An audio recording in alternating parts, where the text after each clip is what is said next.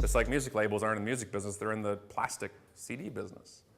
You see the difference here? I'm just screwing myself with my publisher, by the way, so I enjoy doing this, but they have too late, signed, paid, I already got it. See the difference here? You see the trouble? You guys want to make a difference out there? You guys want to do something out there with what you have and your information? Make it available in every method possible. You guys have a podcast, something like that? Make sure it can be on an iPod. Make sure if you want a CD, then damn it, you can have it on a CD. Stop forcing people to give you stuff or try stuff the way you want it. Signing up for a newsletter. Look, you see the vein? It's already coming out now. Signing up for a newsletter. Just a simple process. We've been dealing with this with clients for 7-8 years. Signing up for a newsletter, inquiring about something. Do you know that every single line of information you ask for decreases people signing up for something by 10 to 30%? Think about that for a second. 1,000 people hit your webpage, and if you ask for last name when you sign up for a newsletter, you lose 30% of signups, like that. Use that stat in your brain right now and think about that for a second. I went to sign up for a newsletter last week or a blog, whatever it is now you sign up for. They wanted first name, which actually doesn't change a lot of signups, by the way. It's actually pretty good, so you can still ask for that. First name and email, that's all you need, by the way. Last name, zip code, state, which is redundant after zip code, and we're in Canada, hello. Country, and phone number. But don't worry, phone number was optional for a newsletter. And I asked the person, I DM'd them and said, you're on crack. Why would you ask for that? He goes, well, because the people who give it, I got a stronger list. Are you going to phone them? Well, no. Well, then why the hell are you asking for a phone number? Well, just in case they wanted to give it to me. What is wrong with people? Why are we doing this? Why do we do things like this to create it? You are losing people. You are losing the ability to get people. The job is to get them to sign up, to get them into your world and into your funnel. Why are you making the path of most resistance go towards you? When we create landing pages for clients, first name, email, done. That's it. Why are you asking for more things? Stop making me work to do things. It's contests, same things. Surveys. I was on a site yesterday, and here comes this little bubble popped up. Hey, it's like 1993 all over again. Here comes a bubble on the screen. It says, please take this survey to help us. What? No. Why? Ever. Why would I help you? We're selfish. That's our job. We're human nature selfish. What would it take for you to say, if you fill out this survey, be entered to win an iPad? People would sell their mother for an iPad right now.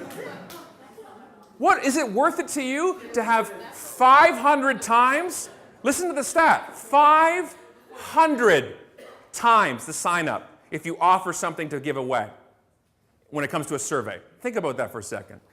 But no, we want you to take this survey. It doesn't make sense, people. You see me losing my mind? There's a reason here. I did a survey. I have a list of, it's a motivational list of 200,000 people. I got 11,000 responses to a survey when I offered one Amazon $50 gift card to one winner. Whoopity frickin' do. Was it worth $50 for me? You're damn right it was. I got more surveys than Ipsos Reid could have gotten. The national survey company in Canada, one of them, I don't know which one it was, one of the main ones, they said, we surveyed 912 Canadians about this. What? And I could survey 10,000 by offering one gift thing. Think about it. Who cares? When you send something out, who cares? Why would they care? We have a chance to engage, and that's my world, is about engagement. We have such a chance to engage with people on a daily basis. And you know what? It doesn't even have to be Twitter or Facebook. When somebody signs up for your newsletter, what do they get in return? Thanks for signing up. 1256754-3A Weber. Right? That's what they get. Why not engage with them? If you go and sign up for the unmarketing newsletter, you get one right back from me saying, hey, thanks for signing up. I appreciate you having a spot in your inbox for me. Can I ask what you do? It allows me to tailor the newsletter to my audience. Yeah. Is that like an auto DM? Yeah, but here, attaboy. So here's the issue about automation, back to that. Automating a DM versus automating a newsletter. And social media shifts it because you're being social. Back to the automation point as well, when people say automation should be okay because it works, the first 5 minutes of your tweet is when you get most reactions to it. And tweets are conversational points.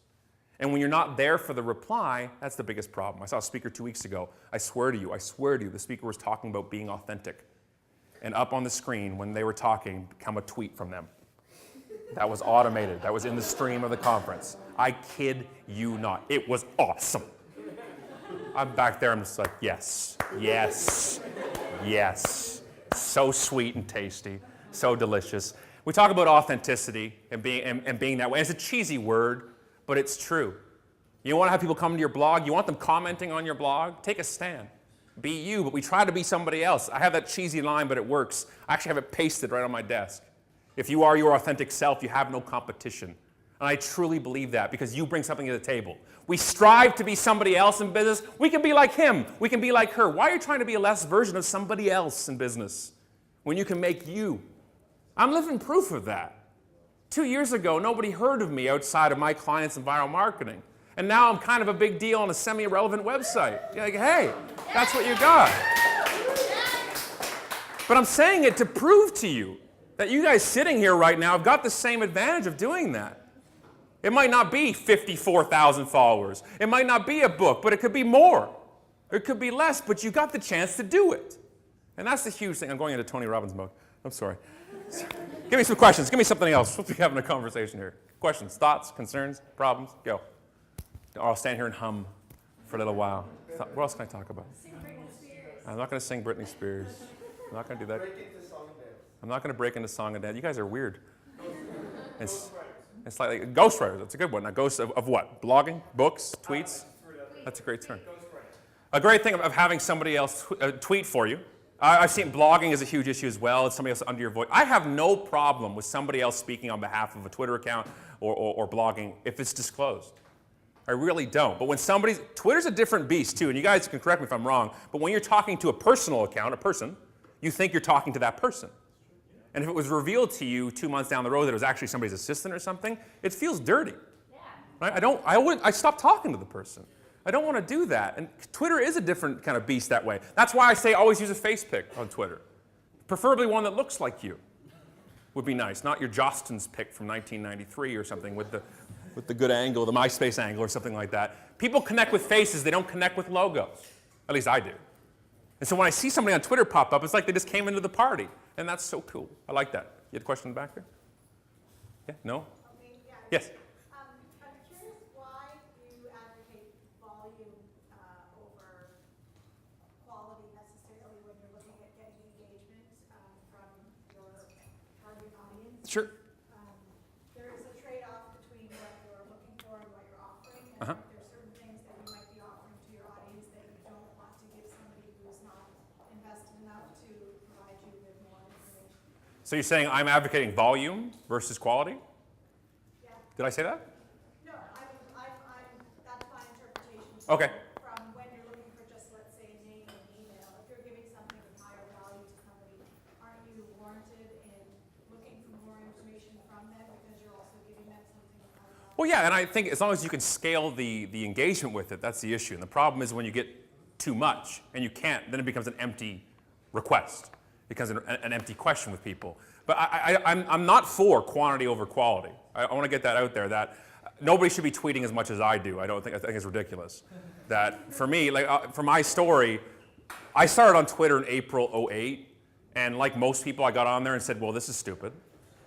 Like somebody said I just had tuna for lunch. I'm like, well, yeah, whoopity woo. You know, it doesn't change my day.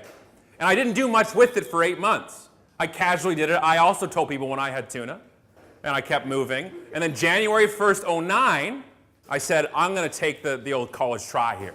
I'm going to do it for 30 days. And I lived on Twitter for 30 days, and I did the volume thing. I really just tweeted a lot. 7,000 tweets in January of 09.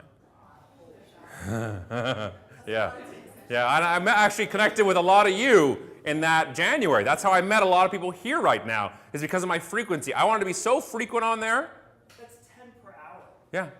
How many times do you text? That's from my head, but that's 10 an hour. How often do you text? Right? You people text, right? You text a lot. People can. 10 an hour. Right. Well, this is way more than 10 an hour. Good. But for me, now here's the deal. I analyzed my tweets after I tweeted 50,000 times. 75% of those tweets were at replies.